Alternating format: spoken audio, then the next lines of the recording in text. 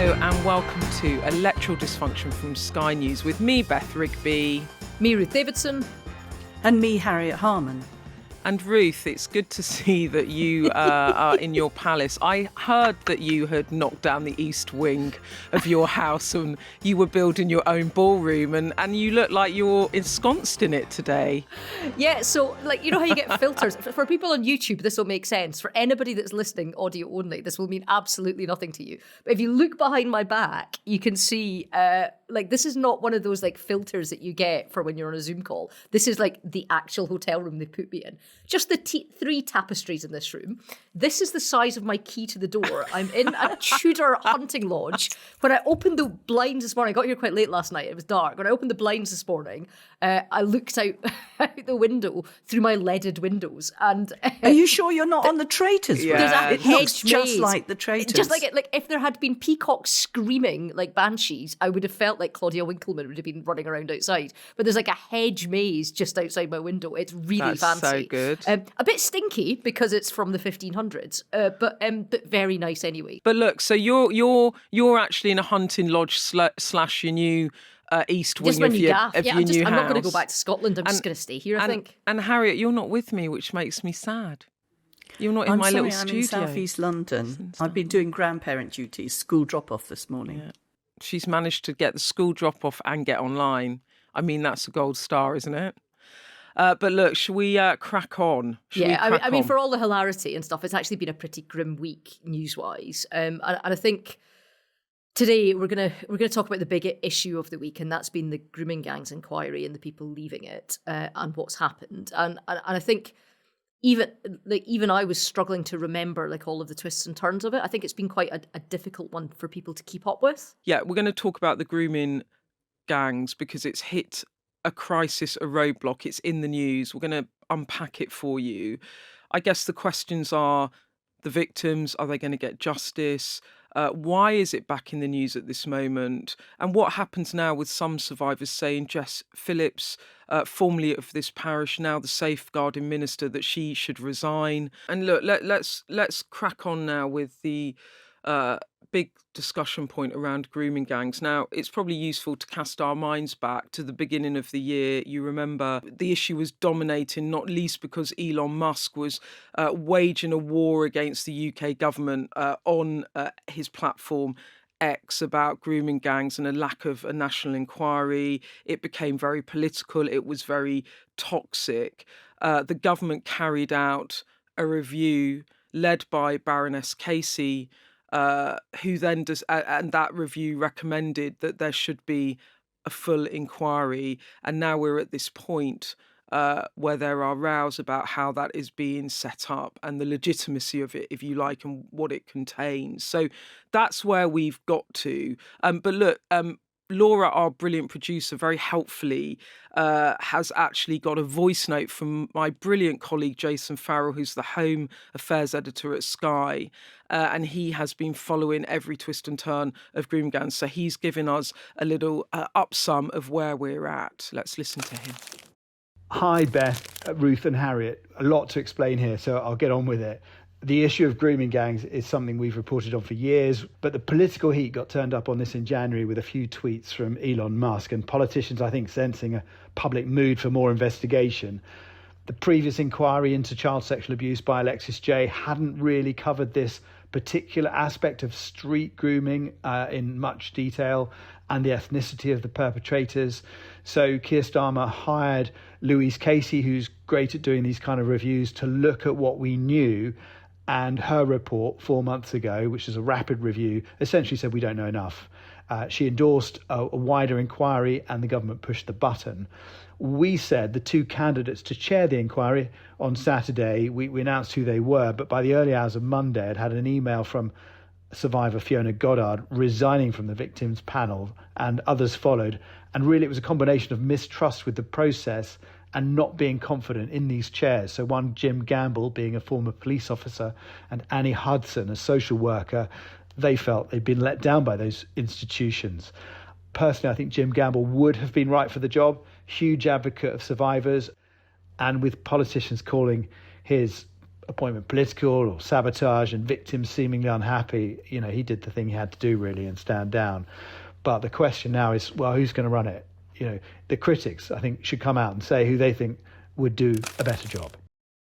So that's Jason. And if you don't know my colleague and friend, Jason Farry's wonderful. He's done a load of reporting on grooming over the years. An investigation was reopened in Humberside after one of his reports. So he really knows his stuff. And summing up what's going on there, the two potential chairs withdrawing from the process, 4 of the victims withdrawing from the panel, saying that they don't trust the process.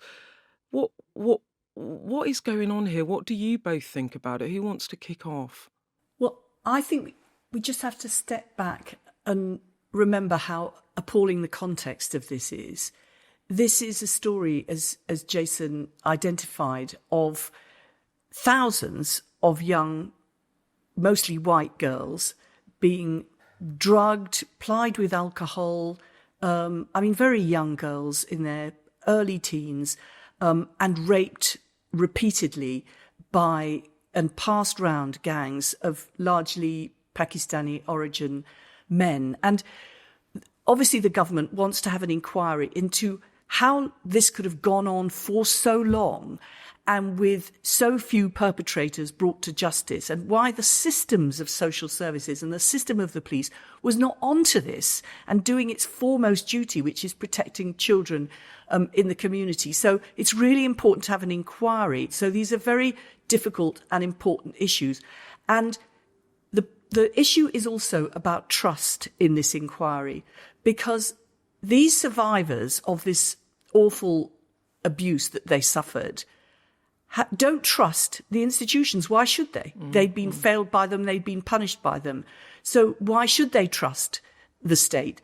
I trust all the ministers. I know them. I trust Jim Gamble, who Jason referred to. I've known him and worked with him for more than 2 decades. He's an absolute advocate for tackling abuse by men of young girls and women. But I would trust him, but I haven't been let down by the state. I think it's really important this inquiry goes ahead, but there's no point in it if it doesn't have the trust and confidence of those victims and survivors. Yes, of course, there's wider lessons to be learned for all those institutions, but it has got to have the trust and confidence of those survivors, or else it has no legitimacy. And that is the task for the government, to establish an inquiry which can command that trust. Harriet, you've really hit the nail on the head there about the need for the victims to have trust in the process, having been systematically let down by institutions time after time after time. And this seems to be the massive breakdown here, that there is a lack of trust from some of the victims. One of the very vocal ones has been Fiona Goddard. She has stepped down from the inquiry. She doesn't want a part of it. Another 3 victims have also done this, and it has thrown it into crisis around the legitimacy. I can come back, and I will come back to some of the counterpoints to that, but let's first listen to Fiona, what she had to say. This is from Channel 4 News. I do not feel like the current direction of the inquiry is going to get to the truth. I've had multiple concerns. It wasn't just one incident that led me to this decision.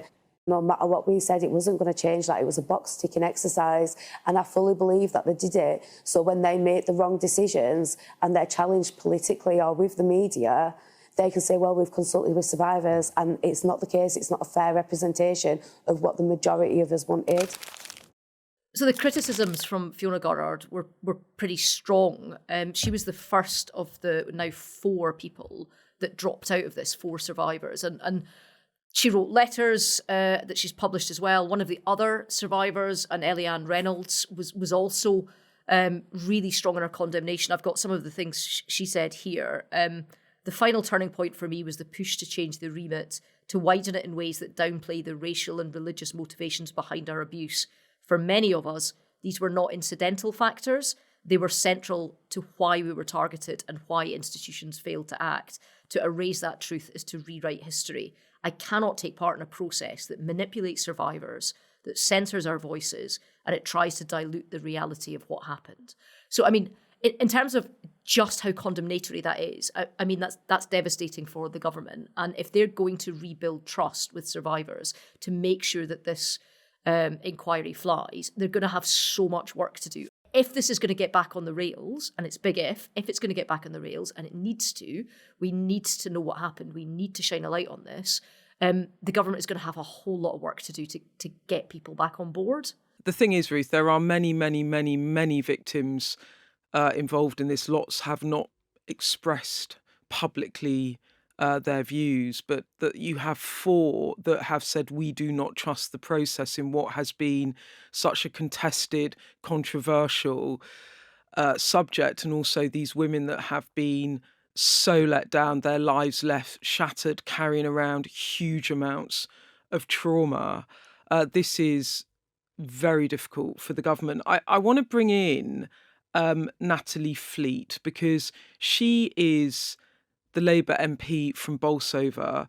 She is also a survivor of grooming. So she's someone that sees this from both sides, from a public policy side and how a government handles an inquiry. But she's also a survivor. So this is what Natalie had to say. You'll have seen the news around grooming gangs and those brave survivors that felt like they couldn't be part of the inquiry anymore because they'd lost faith and trust. My heart broke for them, but I absolutely get it. We've got one thing in common. We've been let down by institutions for far too long, be it the police, the court system, governments. What we need is a proper independent inquiry with a properly appointed chair that is independently chosen without any of these politics in. That's the way that we'll get faith restored. When we deliver, that's when we will get the trust of these victims. But my God, I do understand why we've got a long way to go.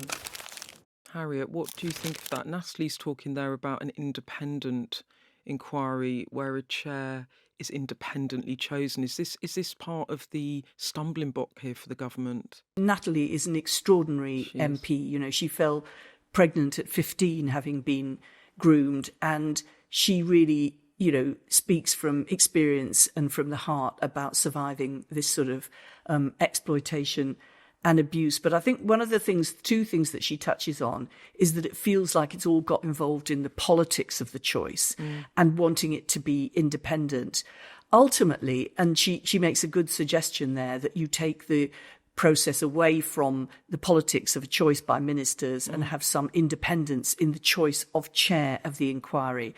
But I think it's worth bearing in mind that it seems to always be the case that when people have been horribly failed by the state and punished by the state after those failings, and it's very difficult to trust them, there's no question that they think, we've got an inquiry, great, let's all fall in behind that. You know, it's inevitable that they should be utterly suspicious and untrusting. And I think that really very many public inquiries have started in this way. I remember the start of the Grenfell inquiry. Those people who'd seen their friends and neighbours burnt to death in a block of flats were not happy about the original chair that was appointed and protested. And again, there had to be discussion. And not Doreen and Neville Lawrence, their son Stephen, was murdered in the street, and there was a complete failure of the police to investigate because he was a black young man and murdered by white men, so there was no proper police investigation. And Doreen and Neville Lawrence were failed in the worst possible way. So why should they believe it when the Home Secretary says, we're going to set up an inquiry? But actually that trust was built. Although they did at the outset of the inquiry, their lawyers stood up and asked for the inquiry to be adjourned and suspended indefinitely. And that happened before it actually got going and became a really important landmark inquiry. So I think these difficulties of getting it going are not unusual. They're very distressing, but they need to be worked through, but with the victims and survivors actually at the heart of it. Because this is not the government's story. This is not the police story or social services story. This is This is the story of those women. And if they are not happy with the way that it's structured, then there's no point doing it. So it's rebuilding, winning that trust and confidence that needs to happen. Yeah, I mean, in terms of ways forward, I think the idea of setting up an independent panel and then having somebody that's independently, appointed has merit. But then you've got the problem of the fact that somebody has to set up the independent panel, which will probably be ministers, and then you can be second guessed again. The one of the clear asks that have come from the 4 women who've waived their anonymity, that've spoken out, who've stepped off of the inquiry, the victims, has been that they want judge-led. Now, that was brought to the chamber at Prime Minister's Questions. It was a very heated Prime Minister's Questions. And actually, I thought one of the better performances from Keir Starmer, because he was so emollient and he absorbed so much that was coming his way in a way that I think, had that been the manner that Jess Phillips had adopted the day before, actually a lot of heat would have been taken out of this. I thought he did a very good job of just absorbing sort of all the incoming fire. His point was that, look, there is a reason that we haven't gone for a judge, and that's because, 1, they tend to be longer. 2, quite often judges don't want to do a quasi-judicial kind of statutory inquiry while there are still active criminal proceedings occurring. They want to do it after, and some of these criminal proceedings can take a long time. There's going to be a delay here. One of Louise Casey's report suggestions that we want to have the inquiry done and dusted within 3 years, so that it's not justice delayed, it's justice delivered. So you can see the conflict that's emerging of why, there are trade-offs that have to be made, and not everything that would be the ideal can all be delivered all at once. But again, that it's hard to communicate that if you don't have trust and if people don't believe or understand your motives. So it is really unfortunate. It's now going to be doubly difficult for the government to come back from this. I mean, it's interesting, Ruth, because I watched some of Prime Minister's Questions as well, and the view within government, at least, is that they're quite disappointed in that they see that Kemi Badenoch is really trying to play politics with this.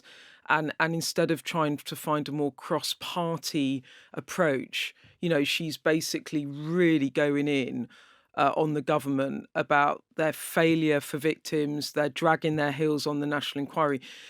Do you think, how do you think she's playing it? Do you think that they have lost the trust because they were perceived to have taken their time? Keir Starmer's argument was, we had all these we'd had a number of inquiries, there were local-led inquiries. I then asked Louise Casey to look at all of this because of the noise around it, and having looked at the evidence, we are now doing it. That's his justification. I guess my question is there too much politics in this for reasons that are not victim-focused?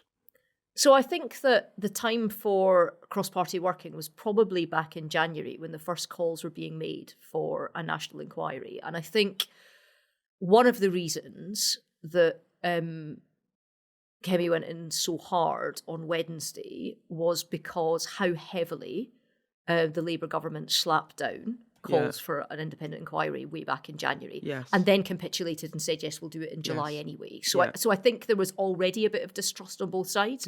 I think also, I mean, in fairness, I think Kemi doesn't do a large amount of nuance at the dispatch box. I think she is more of a kind of blunderbuss approach anyway. And I think that there are quieter ways to ask the same questions and make the same points. But in terms of, if the roles were reversed, if the Labour Party was asking the questions across the dispatch box, would they be saying now's the time for all parties of this House to hold hands and do it together? Or would they be saying this Tory government has failed X, Y, Z? I mean, I think you've got to look at yourself and be honest that there would be accusations that there have been failings of the government. And even to be fair, Keir Starmer's, part of his defence was, okay, but you guys failed for 14 years before we even started failing. That's of no use to the victims, no use at all. I mean, there's enough blame to go around here, is what I'm saying. Well, you raised the issue, Beth, about whether or not it's wrong for Kemi Badenoch as leader of the opposition to be making this a political issue where the leader of the opposition is attacking the government. And last week, I was very critical of Kemi Badenoch and said she shouldn't have been using national security as an issue of a political football, because she actually didn't know what she was talking about on this and was just throwing complete nonsense across the dispatch box. And I thought that was real unwarranted politicisation.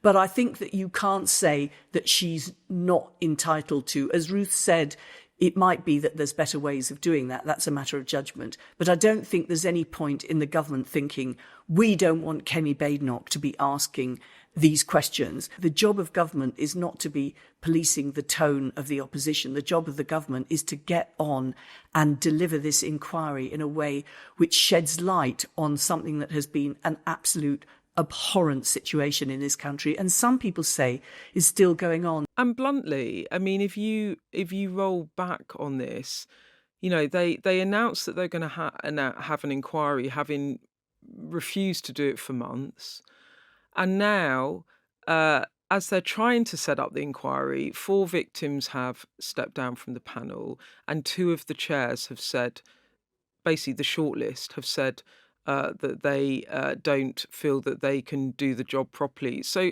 I mean, in my mind, that is kind of crisis territory. One of the things at issue here is that all the survivors have got confidence in Louise Casey. I mean, she worked so closely with them when she was doing her sort of mini review, and they all felt that she listened to them, she understood them, and she had the heft and understanding of the machinery of government in order to make sensible proposals. And I think they would have trust and confidence in her doing it. She's doing the social care inquiry at the moment. I think there's lots of people that could do the social care inquiry. Okay. And actually, I mean, she would do a brilliant job at it. I'm sure she'd be the best to do it. But there are other people who could do that. So I think perhaps something the government could think about is whether or not they look for somebody else to do the social care inquiry and actually get Louise Casey to do this. She's already helping ministers with this inquiry. Okay. She's still on the case, but she is the person who's got their trust and confidence. Okay, this is interesting, because you're saying that maybe Louise Casey, who did the review and then said we need a national inquiry that has the trust of the victims, that is massively respected, that she maybe moves off the social care inquiry and she chairs the grooming gangs inquiry. Is that what you think maybe would be the solution? There are 1,200 more cases that the former Home Secretary, Yvette Cooper, has got the police to re-look at. These were case files in the police where they were closed for no further action, even though there'd been a complaint from young girls. All of these are being opened up and investigated now. This is a massive issue. So I think if Louise Casey is the only person that can do it, a way should be found to enable her to do that, but without causing delay in the social care inquiry. They should perhaps find somebody else to do that. I should think they won't thank me for suggesting that. I was about to say, but, we've got to find a way forward. I think that, if we were starting from the very beginning, the person that would do the review, that would be appointed from the very beginning, could be Louise Casey. I think the difficulty is you can't treat public inquiries like a football transfer window. You just can't. And I don't think she can come across, and I think it damages both inquiries for that to happen. I also think that when she was writing her review about what should happen next, she didn't for a single second have herself in mind to then go on. No, she didn't. And lead it. She didn't. She didn't. And I mean, I don't know her as well as you. I have the highest amount of respect for her. She is a truly remarkable, amazing and inspirational woman, and I understand why the victims would have every faith in her. But I think there are other people that can do it, and I think that one of the specific asks has been for a judge. And I think that, there are ways in which you can not clog up the reopening of the criminal cases and run it in parallel with a inquiry. It can be done. It just needs the leadership and the will to do it. And I think that will ultimately be the way out of this, because I can't see any other way in which the government starts rebuilding the trust without a judge. Can I just roll back a bit as well to where the government are trying to reset this? Because these victims have pulled out of the process, as has two of the only two people really. I mean, the government will say there are other people in the frame. Jim Gamble and Anne Hudson, a former police officer and a former social worker, they were the two shortlisted candidates. The government tell me that there are other people involved, but these were the two. They've both withdrawn, and then four of the victims have said that they have no faith in the process. That throws you, when trust is so low, into a real crisis. And that has prompted the PM in the Commons, as you were talking about, Ruth, how he handled it. He's having to publicly say in the Commons, the inquiry is not, and this is him directly, will not and will never be watered down. Its scope will not change. It will examine the ethnicity and religion of the offenders, and we will find the right person to chair the inquiry. And what that tells you is that however they have communicated this to the victims, something has gone wrong. Something has gone wrong in which the victims, four of them, feel like what they were promised or what they expected is now not coming through. And I know there are many, many more victims who probably do have faith in the process. But for that to happen and then two of the chairs pull out, I mean, Jim Gamble was on the airwaves saying, look, I just cannot do this job because I don't feel I have the confidence of the victims. And if I don't have the confidence of the victims, I don't want to do it. You heard Jason say that he seemed the best candidate. I mean, something has gone badly wrong here, hasn't it? Something has gone wrong. The victim that we heard from at the start of this programme, Fiona Goddard, was having real difficulties with this, and she sent in a resignation letter. That's what kicked this week all off. And one of the issues that she had in her resignation letter was that she thought that the scope was being changed. So it's going to bring in more than just grooming gangs. And we have had other reviews of sexual abuse that have brought in things like what's happened in scout organisations and churches and all the rest of it. And her perception was that this was where it was going, and it wasn't going to have that laser focus on these organised, in many cases ethnicity-based, but not in all, grooming gangs where there are groups of men that are targeting particularly vulnerable girls as well as women. So girls in care, people that are out of children's homes, like really, really vulnerable groups. We then had a statement from the Safeguarding Minister, Jess Phillips, who was saying, look, this is not true. This is simply not true. We have no intent to do this. And then off the back of that, you saw Fiona Goddard come out with another letter, which said, look, don't tell me that this wasn't in your mind or in the government's mind, because look, here is, and quotes, here is a questionnaire that was sent out to a lot of the victims that have put their head above the parapet and are wanting to be involved, that have faith in this. And question number X says, do you want it to look just at grooming gangs or group sexual exploitation, or would you like this to encompass other things as well? I don't have the exact wording in front of me, but that was one of the questions. And she also put out what looked to be either a text or a WhatsApp exchange between her and Jess Phillips, saying that, what's this all about? Why are you widening the scope? And getting an answer back that she didn't like. So she's like, look, don't go into Parliament and call me a liar, was what she said in some of her media interviews off the back of it. And so I think a lot of it's come down to this. And I think there's maybe been a miscommunication or a misunderstanding about that question in the process, and a real panic on behalf of some of the victims that are invested in this process. And for me, that to me seems to have been one of the things that has been at issue here. So look, I mean, let's get to Jess Phillips. You all know her from this pod. She has been a campaigner against domestic violence against women and girls her entire career, and did that work before she came into Parliament. And she finds herself in a position where four of the victims are publicly writing a letter to the Home Secretary saying that Jess Phillips needs to resign, that they don't have confidence in her.